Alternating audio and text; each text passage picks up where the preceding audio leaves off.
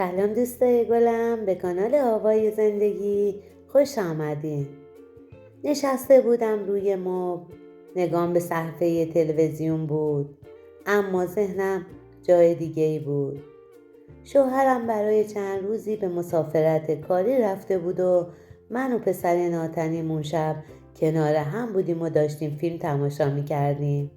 همیشه اینطوری بود که فیلم ها رو با هم میدیدیم، ولی خب اون شب یه شب متفاوت بود. وقتی که نگام به آرتا افتاد، یه چیزی توی دلم به طور غیر منتظره‌ای تغییر کرد. احساس میکردم که امشب مثل همیشه نیست و آرتا برام مثل همیشه مثل یه پسر بچه کوچیک نیست. اون شب یه حس عجیبی بهش پیدا کرده بودم. نمیدونم این احساس چطوری و از کجا به وجود اومده بود، اما فقط خوب میفهمیدم که اون شب یه چیز متفاوتی درونم اتفاق افتاده. تو همین فکر را بودم، فقط نگام به صفحه تلویزیون بود و اصلا متوجه تموم شدن فیلم نشده بودم که دیدم آرتا بلند شد و به سمت آشپزخونه رفت تا برا هر دومون چای بیاره. ولی من همچنان روی مبل نشسته بودم و همینطور مغزم پر از افکار بیهوده و بی‌پاسخ بود.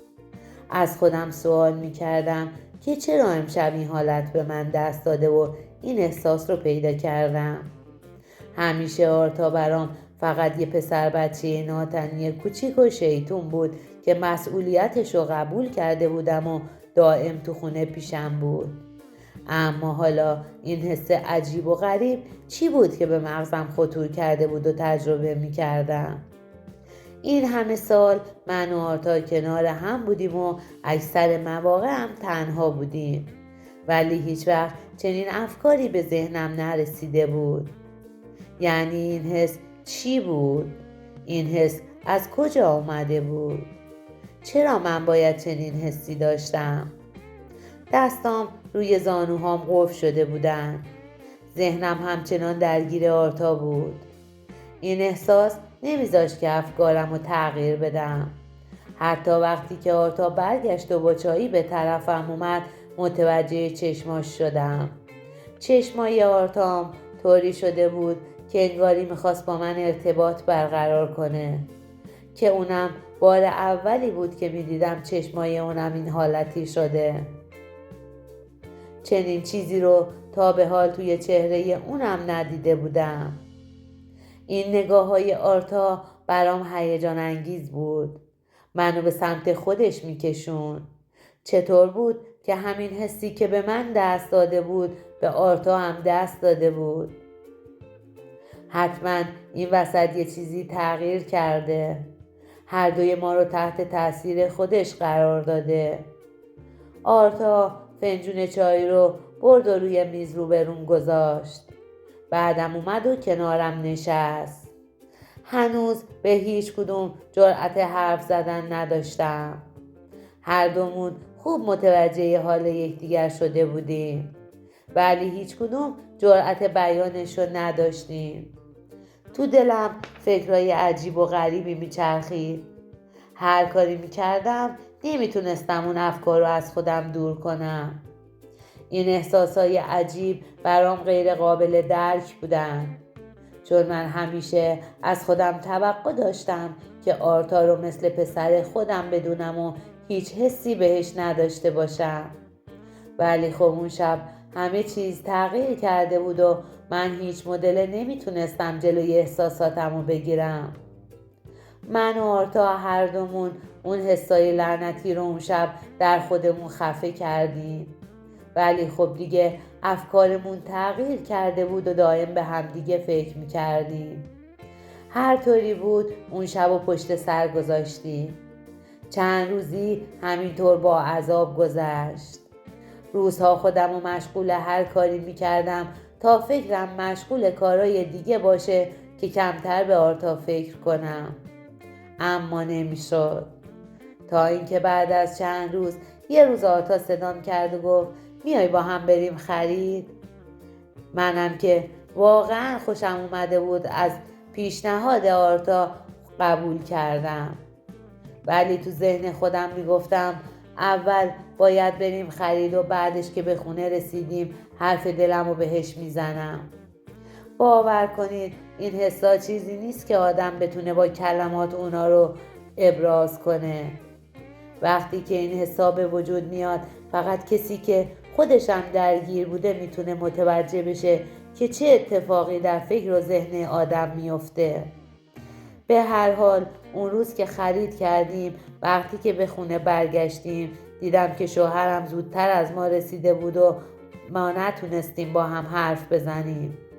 خیلی ناراحت و شاکی به اتاق خوابم رفتم و خوابیدم. اون شب با خودم تصمیم گرفتم هر طوری شده به این حساب پایان بدم و اجازه ندم که اینطور تو زندگیم تأثیر بگذاره. دائم به خودم یادآوری میکردم که آرتا پسر ناتنی منه و هیچ وقت اجازه ندارم بیشتر از اون بهش nazdik بشم. در نهایت تصمیم گرفتم که بیشتر به شوهرم اهمیت بدم و بیشتر وقتم رو با حسن بگذرونم تا همیشه در کنارم باشه که نتونم اون فکرها رو دوباره وارد فکر و مغزم کنم. ولی خب با این حال گهگاهی بازم وقتی که نگام به آرتا میافتاد اون احساسا رو داشتم. تصمیم گرفتم که دیگه به احساساتم توجه نکنم. چند وقتی از اون موضوع میگذشت. دوباره حسن به یه مسافرت کاری رفت. من و آرتا طبق معمولی فیلم گرفتیم و هر دو جلوی تلویزیون نشستیم و شروع به دیدن فیلم کردیم. اون شب آرتا اومده بود و کنارم نشسته بود. هیچ فاصله‌ای بینمون نبود.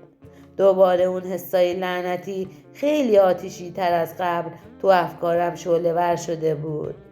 بازم هر دومون تو چشای هم زل زدیم و نگاهامون به هم گره خورد. انگاری اون لحظه هیچ چیزی به جز گرمای نگاه‌های آرتا وجود نداشت. قلبم داشت تون میزد و حس میکردم که زمان همینطور ایستاده. همینطور که تو چشم هم زل زده بودیم آرتا صدام کرد و گفت ریحانه چه اتفاقی افتاده؟ صداش آروم و گرم تو گوشم پیچید.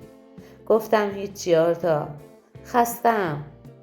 اما توی دلم اضطراب شدیدی داشتم که انگاری آرتا متوجه اون اضطراب من شده بود.